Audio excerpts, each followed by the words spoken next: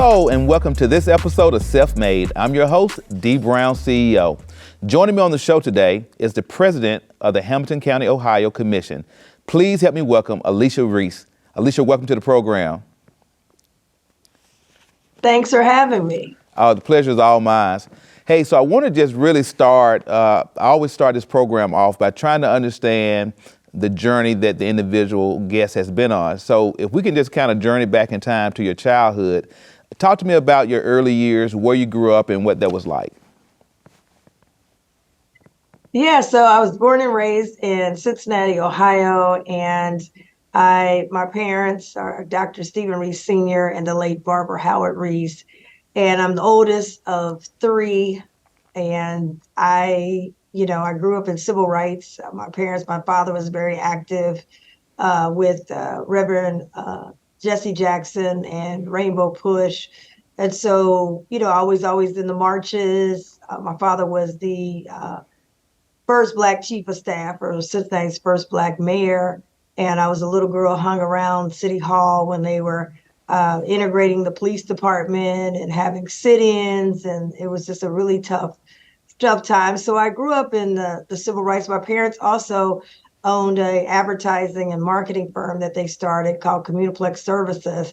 So as a little girl, I always was interested in entrepreneurship. I got a chance to see them build a business that went from a one room to a full floor to then going back to the neighborhood and taking a old dilapidated building and redevelop it into a mixed use facility that became an entrepreneurship center with Cincinnati's first Black banquet hall called Integrity Banquet and Conference Center, and seeing them take upstairs a warehouse that turned into 3 one-bedroom apartments, and then taking the rest of it and creating office space as well, and then creating the first ATM at that time in that community, which was in the African-American community.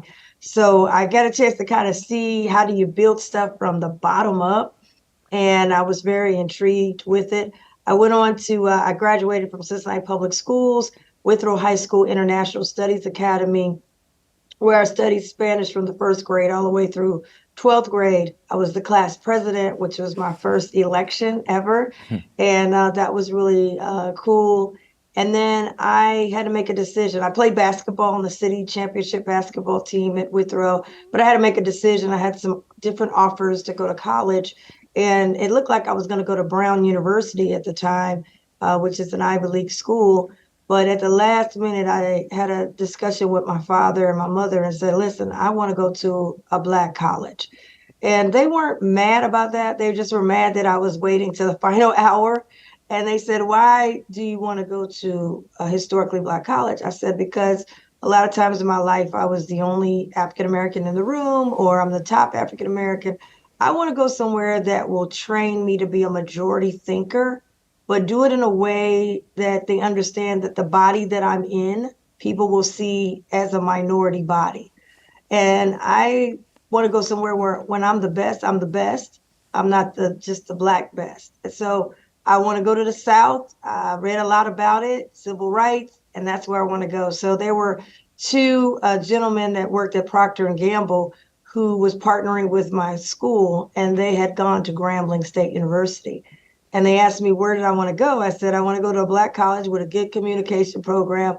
And more importantly, I got to get a scholarship, because I got a scholarship over at Brown, and my parents, I got to make sure I get a scholarship. So anyway, I did get a scholarship to Grambling State University, and I signed on, and I went to Grambling. I had never visited ever. And I went on down to the South, and it was the best decision that I had made in my lifetime at that particular time in my life. So a couple questions for you, but I want to know the transition, right? Going from Cincinnati, Ohio down to Louisiana, what was that transition like? It was a big transition because I was the firstborn and very, very close to my parents, and I'd never really been away from them. And many people said, oh, you're not going to make it. And my father was charged to go with me because my brother and sister were younger, and my mother stayed at home to get them in school. So we went down there. My mother had all these, rules. She's like, here, this is how you clean the room for my dad. And so we went down, and I was nervous, but I never told him that I was. He kept saying, don't worry, if it doesn't work out, you can always come home. And I kept saying, no, I can't, I gotta make it. So we go down there, and you fly into Monroe, Louisiana. There's no airport in the city of Grambling. And we went and we rented a car and we drove. And I kept saying the whole time, Lord, please let this work out. Because my high school was a huge campus. We had over 2,500 people in my high school.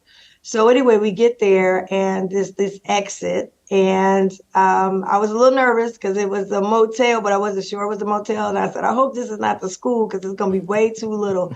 And my father said, well, let's go down a little further. And when we did, it opened up and it said Grambling State. I said, thank God, thank God. I think I could work with this.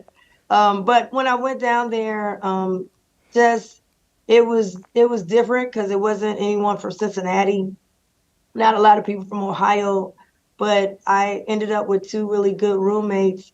And I will just tell you that it just really changed my life. It was, the leadership, you got everybody from the president to the dean to, we had Coach Eddie Robinson at that time. And my father drove me to the president's house. And I said, we don't have an appointment. He said, I don't care. We get there and he told him, this is my daughter. She is not a number and I'm leaving her in your care. And so at that time, President Johnson opened the door and told us, would you like to come in and have dinner with us? And there was Willis Reed, the late, great NBA great Willis Reed. It was Coach Eddie Robinson and the president. And at the time, I didn't really know who Eddie Robinson was. My father was just so excited. I'm like, I want to get back with the college kids. But they did take care of me. And it just became like a family. Coach Robinson's wife, Mrs. Robinson, she invited me over on Sunday so I can make sure I have a good meal on Sunday. I joined church down there, ended up getting baptized. I had a church family. My dad is a Mason, so the Masons that were there, they adopted me, a family adopted me. And then the professors, they challenged me. I love the reason that I can read literature the way I can now visually was because of, my English teachers down there. And they kept telling us, I'm preparing you for the real world. Your best is not good enough. And that stayed with me. And I just see it, HBCU for me was a boot camp for the world. And a lot of the stuff I learned at Grambling is the reason that I'm able to be what I am now. We took on David Duke, who was a KKK Grand Wizard, who was running for governor at the time. And I ended up putting on a voter registration mobilization campaign with, the sororities, the fraternities. I had a radio show down there on the radio station. We had vans. We really packed it out and showed up and showed out. And we helped mobilize in conjunction with Louisiana Tech and other schools. We mobilized 7,000 young people. And that's when I really understood the power of the vote and, those kind of things. So Grambling was great. I ended up playing basketball for Grambling, winning a SWAC championship. That was awesome. But it was a time when Black colleges did not have an automatic bid to the NCAA. We petitioned that, weren't successful while I was there. But also the door was open, after I was gone. But I got a SWAC ring. I ended up running for Miss Grambling State University, something I would have never imagined doing, and being the ambassador for Grambling State University. So Grambling has been, it was just a godsend. Everything I know about radio, had a really popular radio show that's on 50. We went from 500 watts to 50,000 watts. So we understood how do you deal with an FCC change in terms of wattage. I just learned so many things that helped me be in the position that I'm in now, and helps me when I go into rooms where there aren't people that look like me. So let me ask you this question. How did watching your father be so intimately involved with the civil rights movement, how did that shape you as a young adult?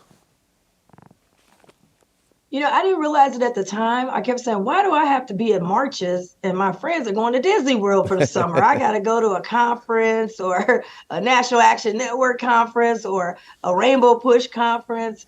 But what it did was really connect me when I walked, listen, with my father. It connected me that there's a world beyond just my particular neighborhood, and that we have a responsibility in this world. Each of us have a responsibility to make it a little bit better for the next group. But it also taught me about the fight and how daunting it is. And I would watch, my father, like, man, he's in the fight. My mother, she's constantly fighting to open doors as well.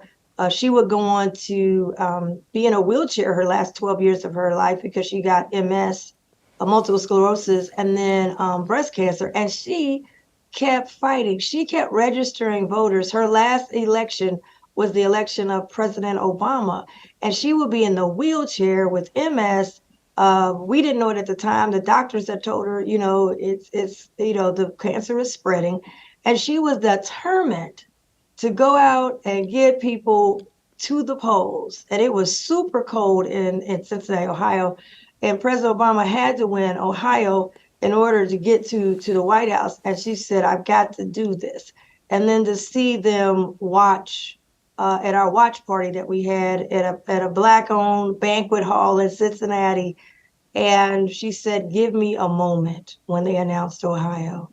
And I just watched the tears come down. And I just saw my father just pacing back and forth, like all the work, all the marches, all the, just to see this moment in victory. Understanding there'll be other fights and challenges, but you got to take in, the wins. And so my mother would have booked. She did book our trip to the inauguration, but my mother didn't make it. December 28th. That year she passed away, and we went and represented her. So what it taught me was that the fight is constant, that there is no microwave, quote unquote, leadership, and there'll be some come and go, but you got to stay in the fight. And so that's what I learned really from my parents, and I learned it from a business side. My father always talks about that. He's self-made businessman, and he didn't do it from the top down. He did it from the bottom up.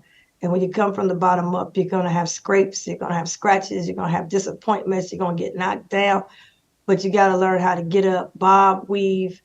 Sometimes you got to rope a dope. There's a lot of different ways that you have to fight this fight called life.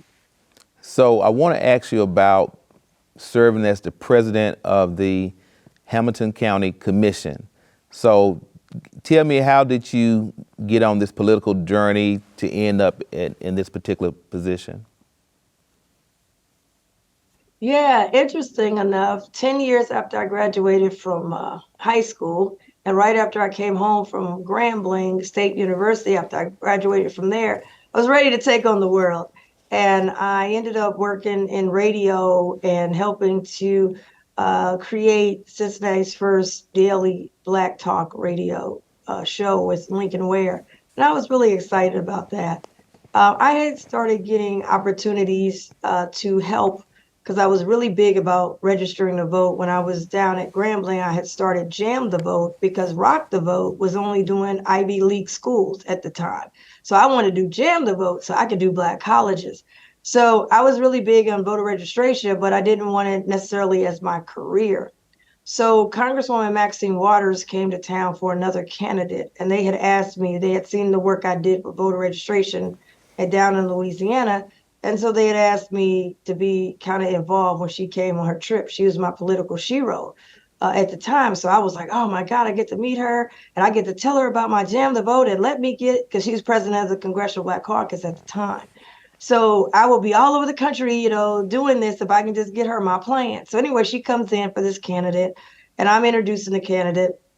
And so when she got done, she says, you need to come from behind the scenes and you need to be the candidate. Now, this is before, Obama. It wasn't popular to be in politics if you were young, particularly if you're Black, and it wasn't all this, Black girl magic like we got now. So you're kind of like on an island yourself. And I'm like, no, that's not quite what I want to do. But I do want to go around the country, registering voters at Black colleges. So she said, you didn't hear me. Do not call me till you're ready to run. I'm like, whoa. So long story short, they were going to close the city health clinics. And Cincinnati is one of two cities in the country that funds city-ran clinics. I said, man, this can't happen. So I call her thinking she's not going to answer the phone. She does call me back. And I said, I'm thinking about it. Something has to be done. She said, yes, it does. And you're going to do something about it. I said, I am. She said, yes. She said, yeah, you're running. I said, I am. So I ended up running for city council in 1999. No one, you couldn't win on your first time. There's never been a young Black woman, never been a young woman ever. And I'm not rich. So I ended up running, and I went to my father, who had run for council years ago, and he gave me a shoebox, and he said, everything I've done right is in here, and everything I would have changed is in here. I put my mix to it, but it was the Black college in me, really, that gave me I guess the nerve, the audacity, the belief that I could win.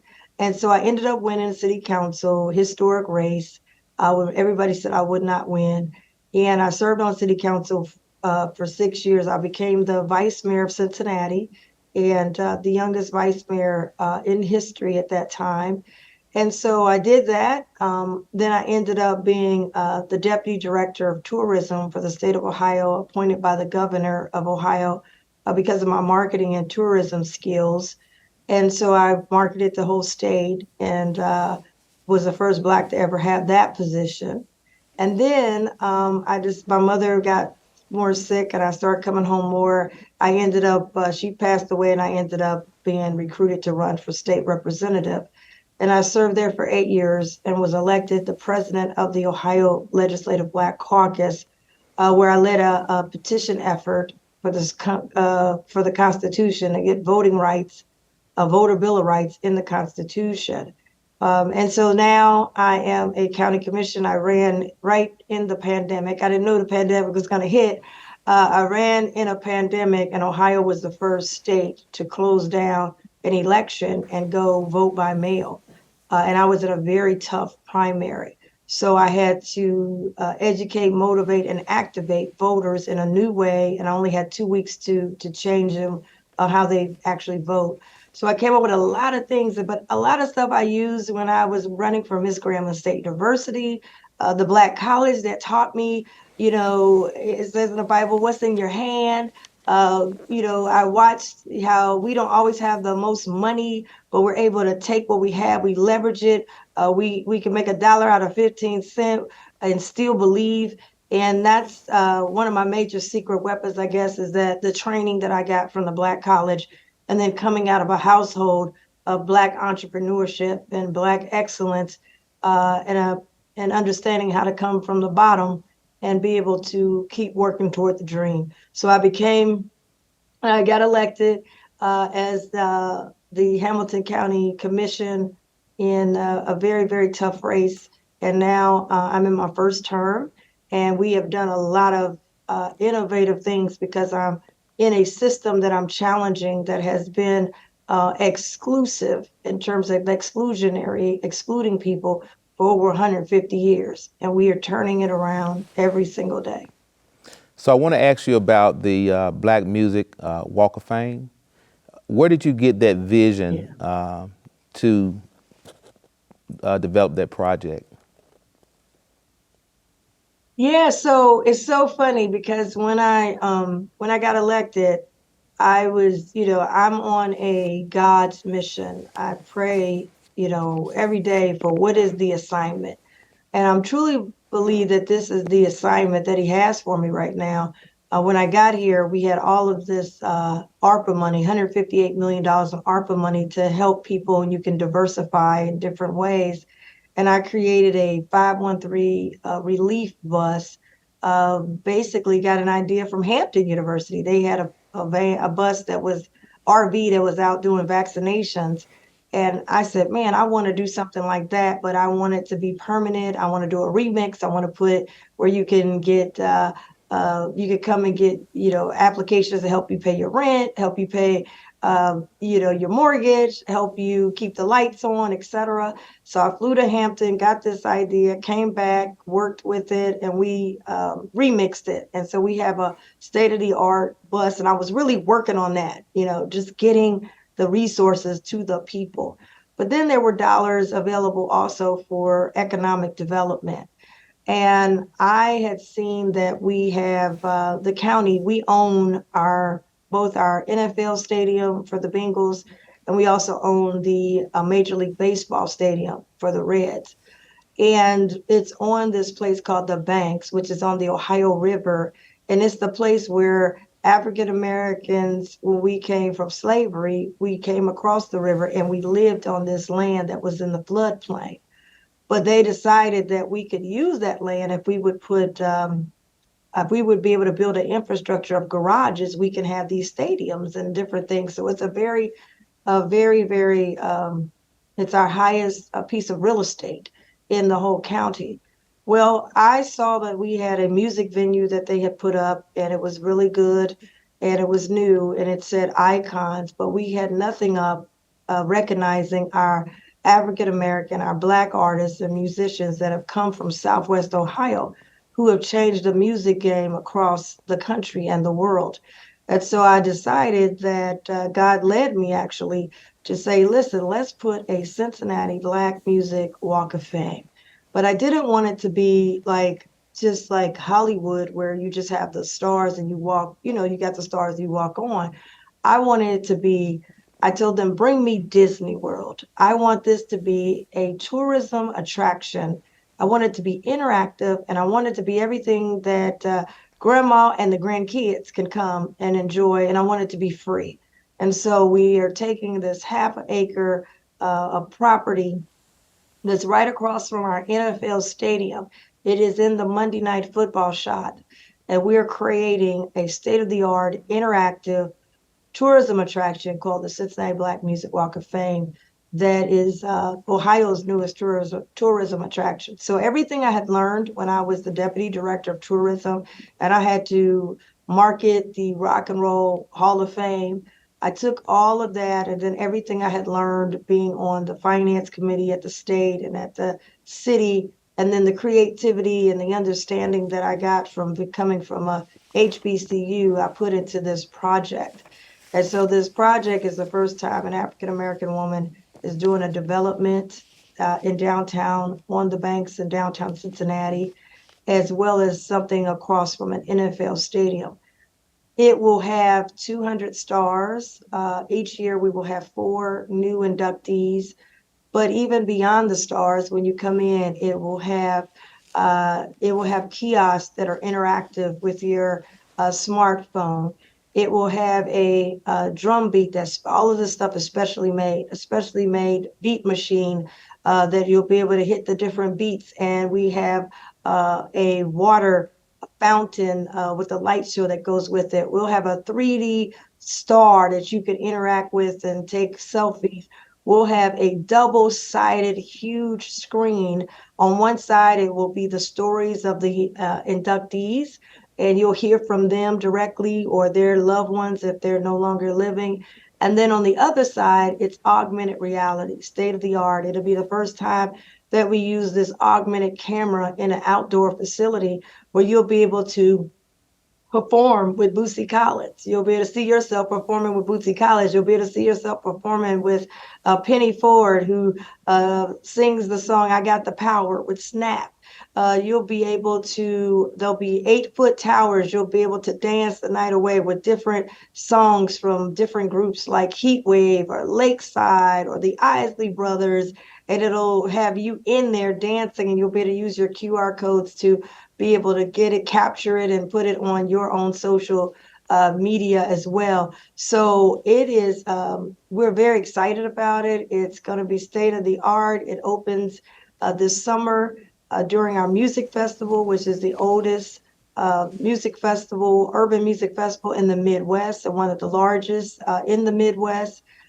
So we're very excited about the Cincinnati Black Music Walk of Fame. It will feature artists from Southwest Ohio, the Ohio Players. Like I said, I mentioned Bootsy Collins, The Deal, where Babyface and L.A. Reid began their career with that group.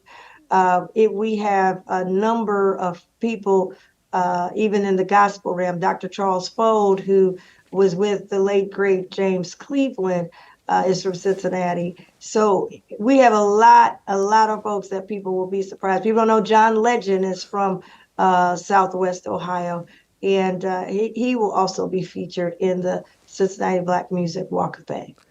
Alicia, believe it or not, we are out of time for this episode. We got so much ground that we can cover. I know we didn't make it a third of the way through the questions that I had for you. But I do want to thank you for being on this episode of Self-Made, and I want to have you back to continue to hear more of your story when your schedule will permit. And I want to thank my viewers for watching this episode of Self-Made. I'm your host, Dee Brown CEO, and remember, without you, there's no me.